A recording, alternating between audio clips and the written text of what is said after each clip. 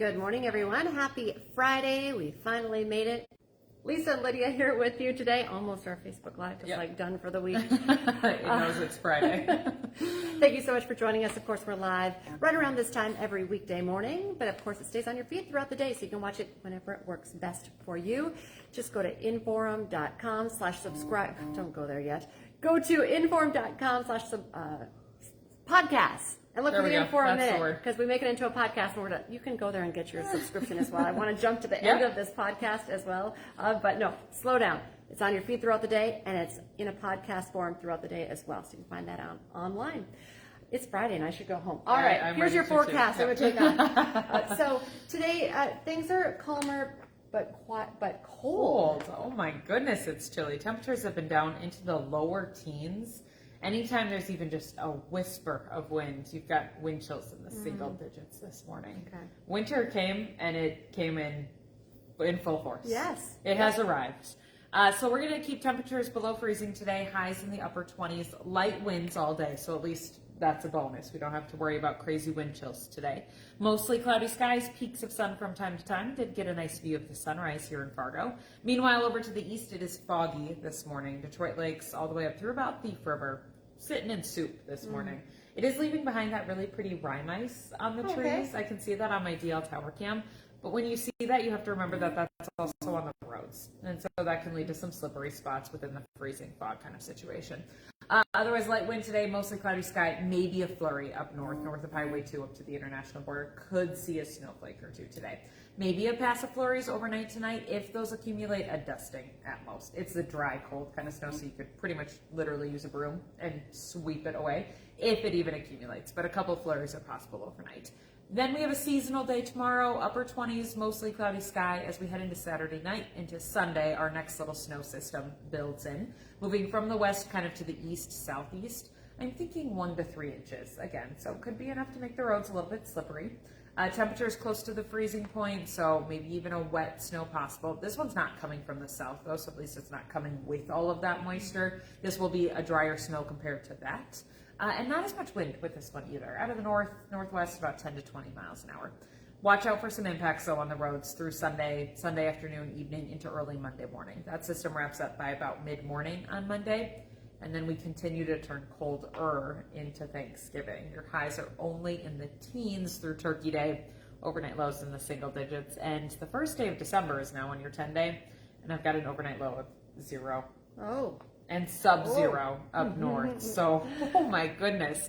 It's going to feel much, much different than it did when just back on Monday we were in the 50s. 1 week ago we were in the 50s. That's crazy. I know. It was very sudden, very abrupt. All of a sudden winter is here. So bundle up, make sure you stay safe, stay warm. Otherwise, watch out for snow late Sunday into Monday. Okay, thanks. Thank you. Okay, here's some of your news headlines for this Friday morning. Overnight, we broke this on First News. A broken sprinkler system caused really a huge wet mess at a Fargo apartment building. That building's on 32nd Avenue North, just east of the Air National Guard base in North Fargo. Our WDAY crew on scene could see the water pooling up in the entryway of the building. Fargo firefighters responded and helped squeegee all the water out of the building. The damage was limited to the hallway, so that is good news. We're still waiting to find out who the next Grand Forks police chief will be, but that wait could end today. The city's HR director tells our partners at the Grand Forks Herald there may be news by the end of the day. 5 finalists went through the interviews on Monday and Tuesday. We've been tracking this story for you. Whoever they decide on will replace Mark Nelson, who has been chief for nearly a decade. This morning, jurors in Fergus Falls will start deliberating a deadly human smuggling case. Harsh Kumar Patel and Steve Shander are accused of attempting to smuggle Indian migrants across the border into Minnesota, and that was happening, according to prosecutors, between December 2021 and January of 2022. During that time, a man, his wife, and their 11-year-old daughter and 3-year-old son froze to death in wind chills of 30 below. Prosecutors say Patel ran part of that smuggling scheme and had recruited Shand as a driver. Both men have pleaded not guilty to 4 counts related to human smuggling.